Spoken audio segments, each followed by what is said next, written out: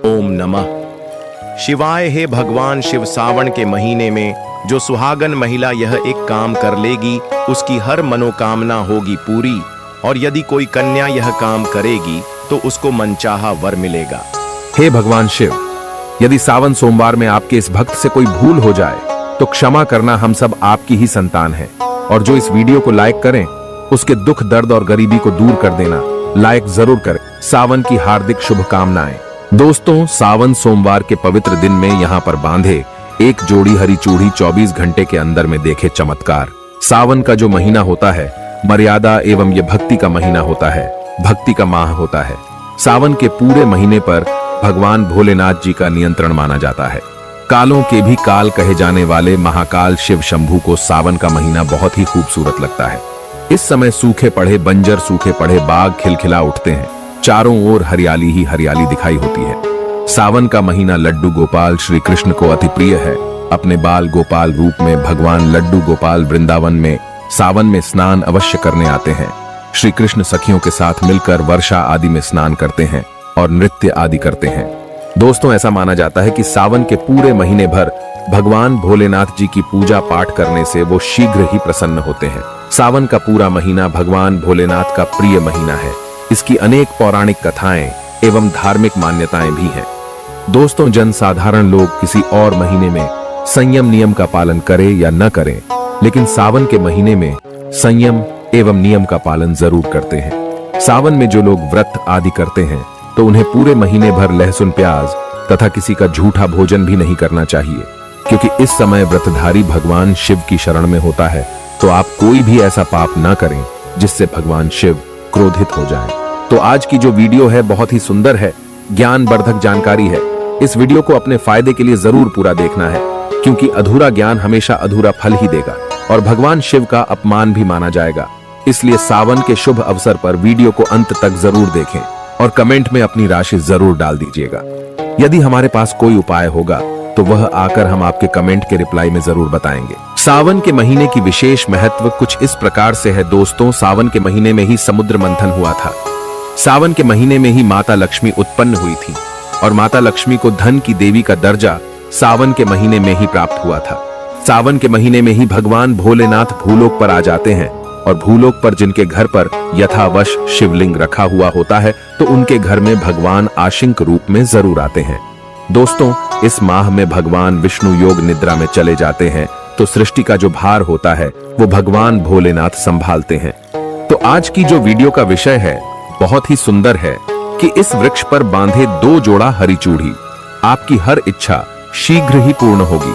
और इस वृक्ष पर सावन में अगर हरी चूड़ी बांधते हैं तो आपकी सभी मनोकामना शीघ्र ही पूर्ण होगी ही होगी, और आपका आने वाला समय भी सुगमता पूर्वक से गुजरेगा। और कैसी भी आपके जीवन में जो परेशानी चल रही हो वो परेशानी भी समाप्त हो जाएगी। अच्छी चूड़ी सभी समुदाय के लोग पहनते हैं। हिंदू, मुस्लिम, सिख, ईसाई सभी लोग अपने हाथों में चूड़ियां अवश्य धारण करते हैं। कोई इसे बैंगल्स बोलता है तो कोई इसे करें तो कोई इसे चूड़ी आदि बोलता है, लेकिन चूड़ी का महत्व सर्वप्रिय है। देवी देवताओं को अति आकर्षित करने वाली चूड़ियां मानी जाती हैं, खासकर माता रानी जो महिला चूड़ी पहनकर। दोस्तों, अगर आप भी भोलेनाथ के सच्चे भक्त हैं तो कमेंट बॉक्स में ओम नमः शिवाय जरूर लिखना, और अगर आप भोलेनाथ से प्यार करते हैं तो एक लाइक जरूर करेंगे। दोस्तों, भगवान भोलेनाथ जी को ये 3 वृक्ष अत्यंत प्रिय है और इस वृक्ष की पूजा करने से शिव पूजा करने का ही फल प्राप्त होता है। दोस्तों, इस वृक्ष के बारे में शास्त्रों में यह भी कहा जाता है कि मनुष्य जाति के जन्म कल्याण के लिए स्वयं भगवान भोलेनाथ एवं माता पार्वती इन वृक्षों के रूप में भूलोक पर अवतरित हुए थे, अर्थात भूलोक पर जन्म लिया था। तो आइए इस वीडियो में जानते हैं सावन में हरी चूड़ी का महत्व। दोस्तों, हरा रंग सौभाग्य एवं उल्लास का प्रतीक माना जाता है जो मन को शीघ्र ही आनंदित करता है। हरा रंग प्रकृति का वो स्वरूप है। हरा रंग प्रकृति का स्वरूप माना जाता है और माता पार्वती भी प्रकृति है एवं भोलेनाथ को पुरुष माना जाता है। दोस्तों, हरे रंग का उदाहरण कुछ इस प्रकार से है जैसे सावन में भगवान शिव जी को चढ़ाए जाने वाले बेलपत्र, धतूरा, भांग एवं दूब हरे रंग की होती है। दोस्तों, प्रकृति निर्माण करने वाले भगवान भोलेनाथ हरे रंग से अति शीघ्र ही प्रसन्न होते हैं। सावन में जो महिला हरे रंग की चूड़ी पहनती है, हरे वस्त्र धारण करती है, उन्हें अखंड सौभाग्य की प्राप्ति होती है। दोस्तों इसलिए कहा जाता है जितनी भी माताएं बहनें हैं उन्हें पूरे सावन के महीने में हरे रंग की चूड़ी जरूर पहननी चाहिए, हरे वस्त्र जरूर धारण करने चाहिए। सावन के महीने में जो माताएं बहनें भगवान भोलेनाथ की पूजा करती हैं, शिव पूजा करती है, ऐसी माता बहनों को हरे रंग के वस्त्र धारण करने चाहिए और भूलकर भी सावन के महीने में नीले और काले वस्त्र किसी भी महिला को कदापि नहीं पहनने चाहिए। ऐसा माना जाता है कि इस रंग के कपड़े पहनने से महिला के पति पर कष्ट आते हैं और उनके पति की आयु कम हो जाती है। तो दोस्तों इस वृक्ष पर किसी भी सावन सोमवार के दिन या सावन में किसी भी समय जरूर बांधे। हरी चूड़ी दुर्भाग्य आपका सौभाग्य में बदल जाएगा। कैसी भी आपके ऊपर परेशानी हो, गरीबी हो, कष्ट हो, कर्ज हो, तकलीफ हो, जीवन में जो परेशानी हो वो सारी समस्याएं समाप्त हो जाएंगी। दोस्तों केवल एक ही सोमवार के दिन अगर आप ये उपाय करते हैं, हरी चूड़ी इस वृक्ष पर बांधते हैं, तो आपके जन्म जन्मांतर की गरीबी भी मिट जाती है और शीघ्र ही आपके एक ही सोमवार के दिन ये उपाय करने से मनोकामना पूर्ण होगी। तो दोस्तों वो वृक्ष कौन से है, आइए जानते हैं। प्रथम वृक्ष है शमी का वृक्ष। शमी के वृक्ष के बारे में ध्यान से सुनिएगा। तो शमी का वृक्ष माता पार्वती का एवं भगवान भोलेनाथ जी का मिश्रित स्वरूप कहा जाता है। इसलिए दोस्तों शमी के वृक्ष को उमा महेश्वर वृक्ष भी कहा जाता है। पूरे सावन भर शमी के वृक्ष पर माता पार्वती एवं भगवान भोलेनाथ जी का वास माना जाता है। सावन के महीने में गोधूली बेला पर प्रदोष काल के समय अर्थात दोस्तों जब न ही दिन हो और न ही रात अर्थात संध्या काल के समय, तो इस वृक्ष को संध्या काल के समय में, गोधूली बेला में या फिर प्रदोष समय में इस वृक्ष को छूने से पाप दोष कष्ट एवं परेशानी केवल सावन के महीने में छूने मात्र से समाप्त हो जाती है।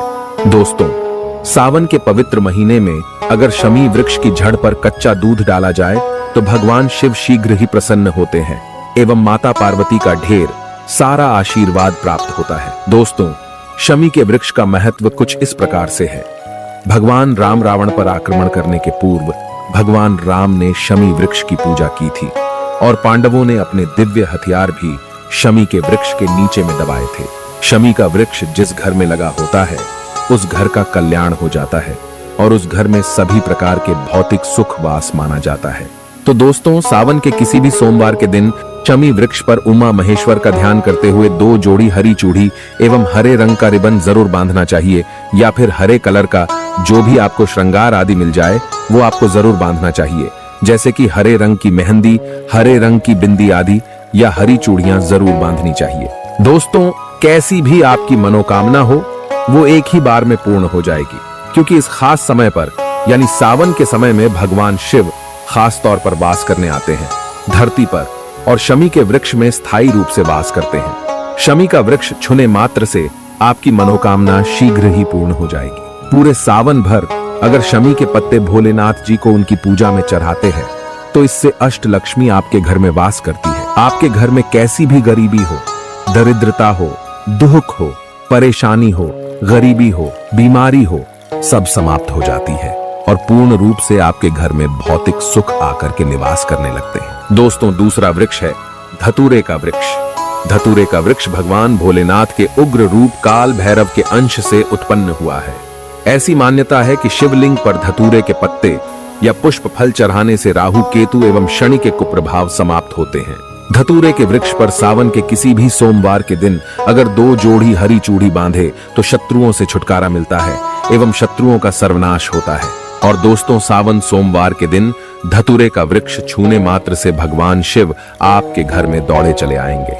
दोस्तों अगर सावन के किसी भी शनिवार के दिन धतूरे के वृक्ष पर बाबा काल भैरव का ध्यान करते हुए हरी चूड़ी अगर बांधी जाए तो घर से भूत प्रेत बाधाएं सब नष्ट हो जाती हैं, भस्म हो जाती है। एवं छोटे से धतूरे की जड़ अगर घर के किसी भी कोने में छुपा दी जाए या घर में जमीन में गाड़ दी जाए तो भूत प्रेत इत्यादि का वास घर में कभी नहीं होता है। घर से सभी बाधाएं शिव के वास होने से भाग जाती हैं। दोस्तों जो तीसरा वृक्ष है वो है बेल का वृक्ष। अगर भगवान शिव को बेलपत्र न चढ़ाए जाए तो सावन का व्रत अधूरा माना जाता है और बिना पत्र चढ़ाए ही शिवलिंग पर जल भी व्यर्थ हो जाता है। इसलिए जब भी आप भगवान शिव पर बेलपत्र चढ़ाए तो 5 बेलपत्रों पर उसके ऊपर में श्री राम अवश्य लिखे। इससे भगवान शिव जल्दी और अत्यंत प्रसन्न हो जाते हैं। दोस्तों सावन में बेल वृक्ष छूने से कई तीर्थों का लाभ मिलता है। सावन में इस वृक्ष को क्यों छूना जरूरी है, आइए जानते हैं बेल वृक्ष की महिमा को। बेल का वृक्ष मैं आप लोगों को कई बार कई कथा में बता चुका हूं कि ये जो बेल का वृक्ष है माता पार्वती के स्वरूप कहा गया है। तो ये वृक्ष माता पार्वती के पसीने से उत्पन्न हुआ है। स्कंद पुराण में बहुत ही स्पष्ट तरीके से बताया गया है। इसके पत्ते में शिव और डाली में पार्वती, जड़ में ब्रह्मा एवं तन में विष्णु जी स्वयं रहते हैं। संध्या काल में ऐसा माना जाता है कि शिव मंदिर के समीप में जो बेल के वृक्ष है, इसके नीचे में अगर कोई भी व्यक्ति सावन में शाम के समय, वैसे तो इसे डेली जलाना चाहिए, लेकिन अगर सावन के पावन दिनों में शाम के समय अगर भगवान शंकर जी का कोई भी शिव मंदिर है तो उसके किनारे में जो कोई बेल का वृक्ष हो, वहां पर बिल्कुल आप एक घी का दीपक जला दीजिए। इसे बहुत ही उत्तम कहा गया है। वैसे अगर आप घी का दीपक जलाते हैं तो आपको धन, गुण एवं परम शिव भक्त की प्राप्ति होती है। दोस्तों, इस वृक्ष को छूने से पाप तत्काल नष्ट हो जाते हैं। कैसा भी आपके जीवन में पाप हो दूर हो जाता है। तो आपको करना क्या है, देखिए, जो बेल का वृक्ष है इसे बहुत ही उत्तम कहा गया है। माता लक्ष्मी को भी बेल के वृक्ष का अवतार लेना पड़ा था। एक कथा के अनुसार इसके बारे में मैं एक कथा भी बता दूंगा कि क्यों माता लक्ष्मी को बेल के रूप में बेल के वृक्ष में अवतरित होना पड़ा था। मैं इसके बारे में भी एक कथा भी आपको बता दूंगा। तो आपको सावन के पवित्र दिनों में बेल के वृक्ष के नीचे हो सके तो घी का दीपक जरूर जलाएगा। घी का दीपक बहुत ही उत्तम कहा गया है। अन्य वृक्षों को जैसे आपने मक्खन चढ़ाया, बताशे का भोग लगाया, बेल के वृक्ष को माता पार्वती तथा भगवान शंकर का स्वरूप ही कहेंगे। बेल के वृक्ष की जो जड़ होती है, इसके जो मूल भाग होते हैं, इसमें समस्त तीर्थ आकर के निवास करते हैं। इसीलिए सावन के महीने में कहा जाता है जो लोग अगर तीर्थ धाम नहीं जा सकते, तीर्थों के दर्शन नहीं कर पाते, तो ऐसे व्यक्ति बेल वृक्ष के नीचे में 1 महीने तक घी का दीपक जला लेते हैं तो संपूर्ण जितने भी तीर्थ होते हैं इसके घूमने का बराबर पुण्य की प्राप्ति होती है। मैं इसलिए सारी जानकारी, गुप्त रहस्य जानकारी बताता हूं जिससे आप सभी दर्शकों को कल्याण हो, दर्शकों की बिल्कुल ही आध्यात्मिक उन्नति हो। सभी को धन की जरूरत नहीं होती, किसी को पुण्य की प्राप्ति की जरूरत होती है, कोई आध्यात्मिक उन्नति करना चाहते हैं। इसीलिए इस प्रकार के छोटे छोटे गुण भरे रहस्य जानकारी वीडियो में बता देता हूं। दोस्तों, अब करना क्या है, सावन के शुभ मंगल दिनों में इस वृक्ष को छूना है। माता पार्वती से प्रार्थना लगानी है कि हे माता पार्वती, आप ही शक्ति स्वरूपा है, लक्ष्मी है, धन की देवी है, आप ही संसार को चलाने वाली देवी है। इस प्रकार से प्रार्थना करते हुए इस वृक्ष को छूना है और बोलना है, मेरी गरीबी मिटाए माता, मेरी निर्धनता को मिटाए, मेरे जीवन में चल रही परेशानियां, सारी परेशानियों को दूर करें। इस प्रकार प्रार्थना करते हुए आपको एक कपूर और एक लौंग को भी जला देना है और एक काम जरूर करना है। जलाने के बाद इस वृक्ष को आपको बोलना है कि मैं भोग स्वरूप आपको धतूरे के पत्ते एवं धतूरे के फल समर्पित कर रहा हूं, आप स्वीकार करें। दोस्तों, इस वृक्ष की जड़ के नीचे में भी आपको धतूरे के फल एवं पुष्प हैं तो पुष्प भी रख सकते हैं, फिर पत्ते रख दीजिए। और अब वृक्ष आपको छूना है, प्रार्थना करते हुए कि हमारी गरीबी मिटाए, हमारी निर्धनता मिटाए, बिल्कुल ही आपके जीवन में कभी गरीबी नहीं आएगी।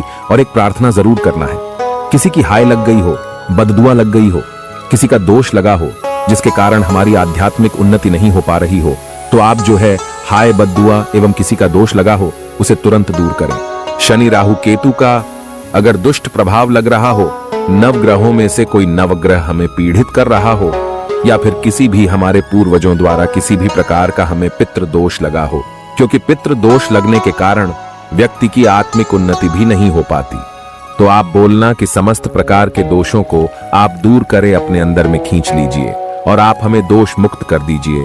तो इस प्रकार से आपको ये प्रार्थना करनी है। और एक काम आपको जरूर करना चाहिए, आपको सावन के समय धर्म शास्त्रों में कहा गया है, बहुत सारे लोग भी बताते हैं, हमारे गुरुजी भी कहा करते थे, सावन के दिन अगर बेल के वृक्ष की जड़ में मिश्रित युक्त मिश्री, जो मिश्री आती है खड़ी खड़ी, आप सभी दर्शकों को जरूर पता होगी, शक्कर टाइप की होती है, तो आपको मिश्री डाला हुआ दूध अगर आप इनकी जड़ में डालते हैं तो ऐसा कहा गया है कि ऐसा व्यक्ति कभी निर्धन नहीं होता। ऐसे व्यक्ति के जीवन से किसी भी प्रकार से अगर लक्ष्मी रुष्ट हो चुकी हो, ऐसे व्यक्ति पर मां लक्ष्मी भी प्रसन्न होती है। ऐसे व्यक्ति के जीवन में धन का अभाव नहीं होता, ऐसे व्यक्ति फिर निरोग रहते हैं, निरोग काया प्राप्त होती है। आप चाहते हैं तो यही क्रिया नीम के वृक्ष पर भी कर सकते हैं। नीम के वृक्ष पर माता लक्ष्मी निवास करती है, समस्त दैवीय शक्ति निवास करती है। नीम के वृक्ष में अगर आप जो है सावन के शुभ मंगल दिनों में आपको एक गिलास या फिर एक लोटे सामर्थ्य के अनुसार तांबे के लोटे में आपको दूध डाल करके इनके अंदर जो है अभिषेक करना चाहिए, इनकी जड़ में डालना चाहिए। लेकिन आपको मीठा दूध ही डालना है, मिश्री मिला हुआ दूध आपको चढ़ाना है, इनकी जड़ में डालना है और गरीबी मिटाने की प्रार्थना करनी है। या फिर जिन लोगों पे कर्जे का भार है वो लोग बोल सकते हैं कि हमारे कर्जे का भार दूर हो, या फिर जीवन में जो किसी भी प्रकार की जो परेशानी है वो परेशानी भी बोल देना। वो परेशानी तत्काल ये वृक्ष समाप्त करते हैं और आपको इसे छू करके आ जाना है। दोस्तों, सावन में आप इन वृक्षों को जरूर छुएं, आपका कायाकल्प हो जाएगा। भगवान शिव आपके ऊपर मेहरबान हो जाएंगे, आपकी भक्ति की कामना आराधना पूर्ण हो जाएगी। तो अगर आप महादेव की कृपा प्राप्त करना चाहते हैं और उन्हें अपने घर पर बुलाना चाहते हैं तो कमेंट बॉक्स में लिखें, भगवान शिव आपका स्वागत है हमारे घर में। हर हर महादेव, ओम नमः शिवाय एक लाइक जरूर करें।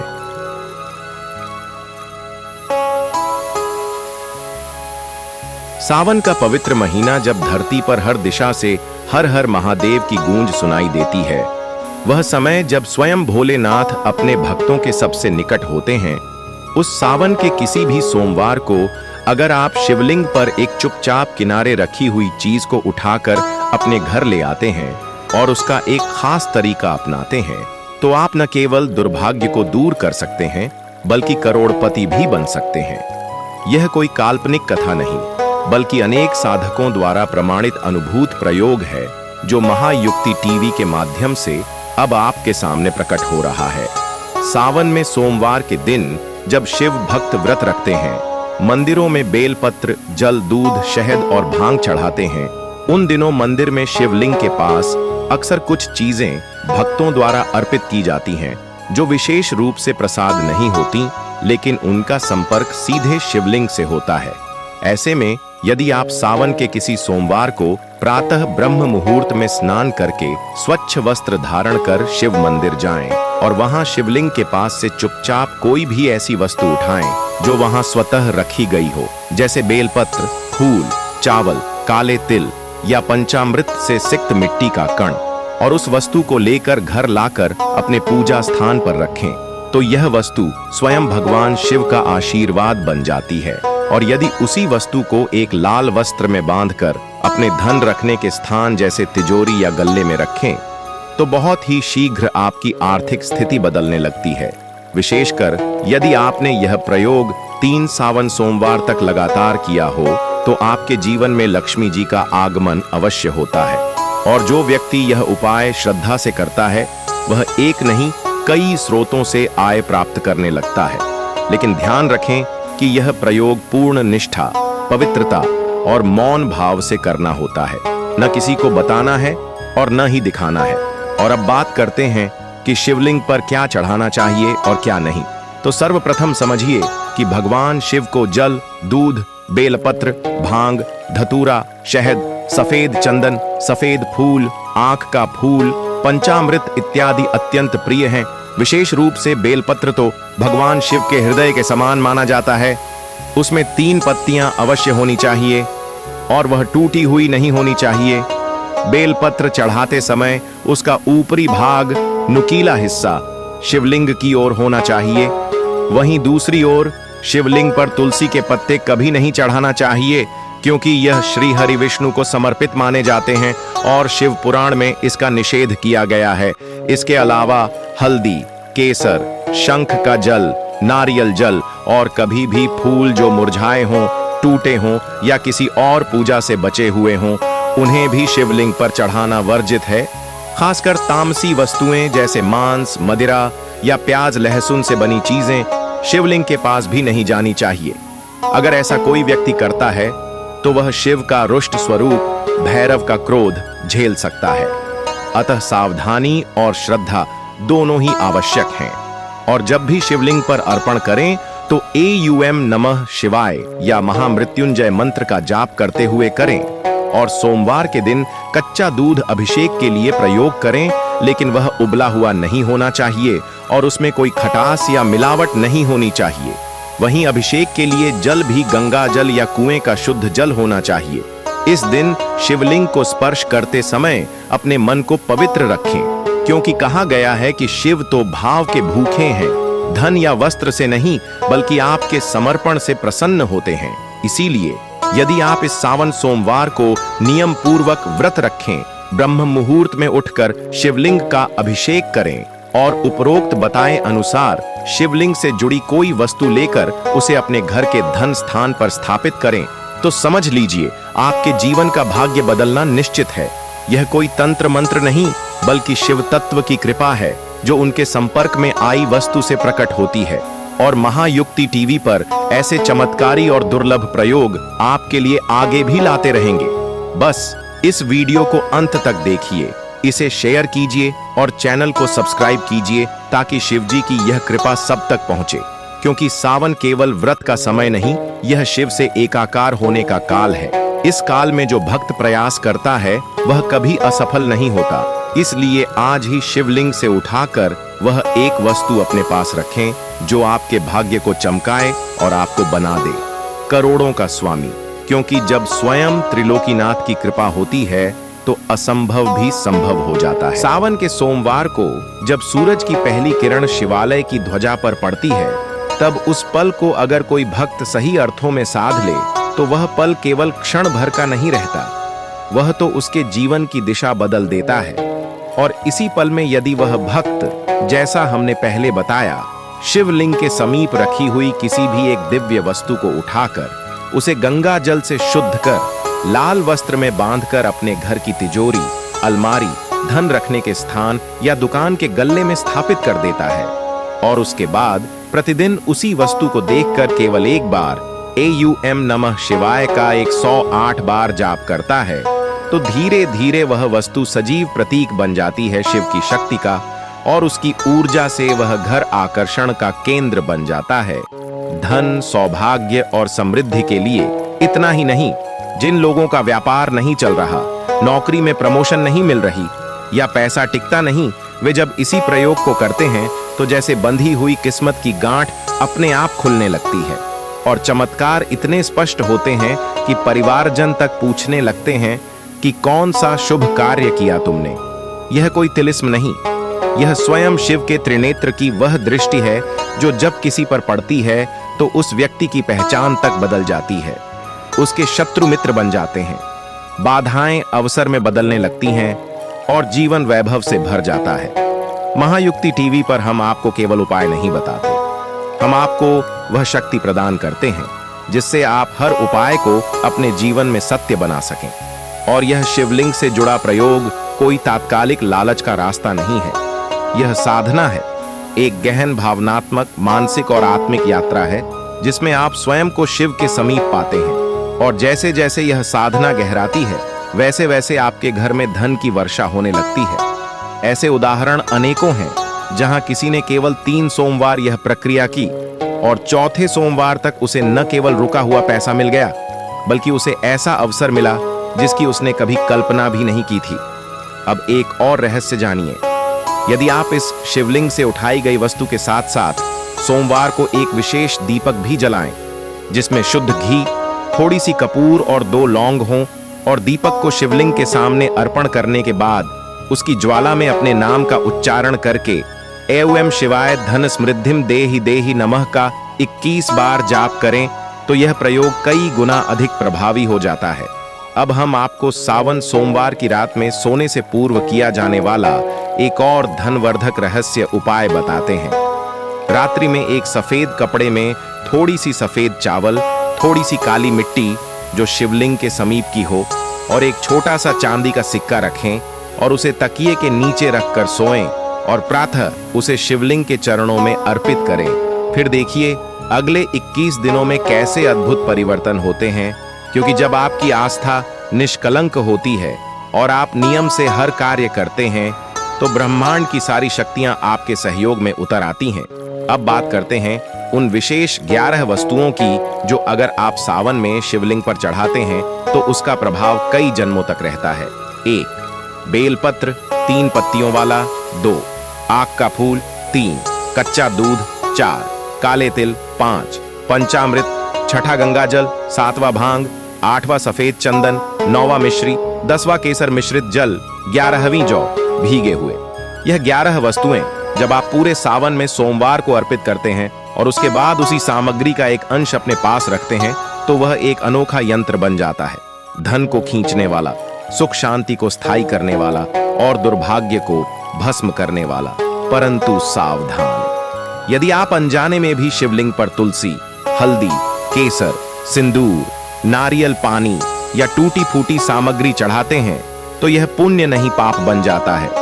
इसलिए महायुक्ति टीवी के माध्यम से हम बार बार निवेदन करते हैं कि हर उपाय करें, लेकिन पूरी जानकारी और विधि के साथ करें ताकि उसका फल आपको पूर्ण रूप से प्राप्त हो सके। और यदि आपने यह सब पूरी श्रद्धा और नियम से किया है तो वह दिन दूर नहीं जब शिव की कृपा से आप न केवल धनवान बल्कि